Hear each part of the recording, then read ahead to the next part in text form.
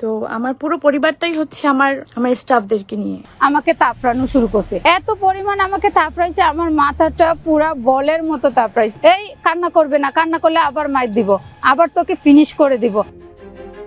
চিত্রনায়িকা পরিমণির বিরুদ্ধে আগেও নানান অভিযোগ থাকলেও এবার গৃহকর্মীকে নির্যাতনের অভিযোগ উঠেছে। গৃহকর্মী পিঙ্কি আক্তার দাবি করেছেন পরিমণি তার 1 বছরের সন্তানকে খাবার খাওয়ানোর সময় তাকে মারধর করেছেন। 3 এপ্রিল বৃহস্পতিবার রাতে রাজধানীর ভাটারা থানায় এই অভিযোগ দায়ের করেন পিঙ্কি। ঘটনার পর শুক্রবার দিবাগত রাতে ফেসবুক লাইভে এসে নিজের বক্তব্য তুলে ধরেন পরিমণি। 21 মিনিট 6 সেকেন্ডের এই লাইভে তিনি বলেন, আমার জীবনযাপন সবসময় আমার স্টাফদের সঙ্গে, তারা আমার পরিবারের মতো। বিশেষ দিবসে তাদের নিয়ে আমি লেখালেখি করি। তবে পরীর লাইভের পর এবার তার পাশে দাঁড়ালেন সঙ্গীত শিল্পী নাজমুন মুনিরা ন্যান্সি ও আলোচিত মডেল বারিশা হক।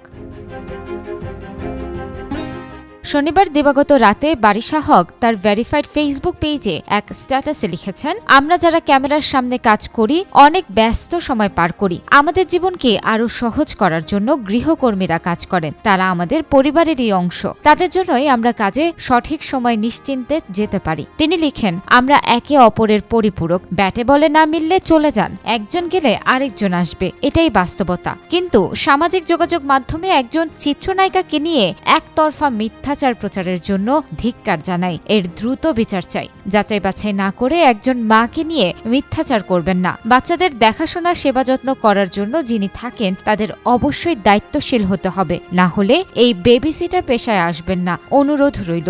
আশা করি এর সত্যতা খুব দ্রুত প্রকাশ হবে।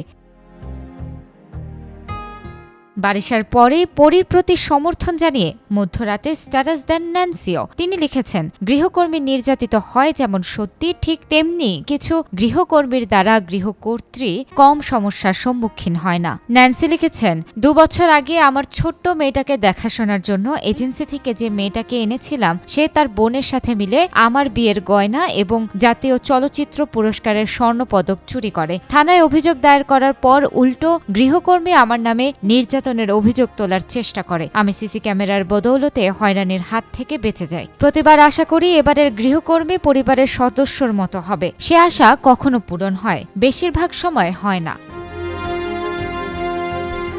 মিডিয়াকে প্রকৃত ভুক্তভোগীর পাশে দাঁড়ানোর আহ্বান জানিয়ে তিনি লিখেন, সংবাদ মাধ্যম একটু সংবেদনশীল হন, সবকিছুতে বাণিজ্য দেখবেন না। নির্যাতিতার পরিচয় গৃহকর্মীও হতে পারে, আবার গৃহকর্ত্রীও হতে পারে। সত্যিকারের ভুক্তভোগীর পাশে দাঁড়ান। পরিমণির মতো তারকাদের ঘাড়ে ভর করে আর কত শিরোনাম বেচবেন বলুন? আপনাদেরও নিশ্চয়ই কিছু দায় আছে, তাই না? অভিযোগের বিষয়টি নিয়ে সংবাদ প্রকাশ হওয়ায় লাইভটিতে গণমাধ্যমের উপর রীতিমতো ক্ষোভও উগরে দেন পরিমণি। দাবি করেন সবটাই একতরফা এবং তিনি একপাক্ষিক বিচারের শিকার।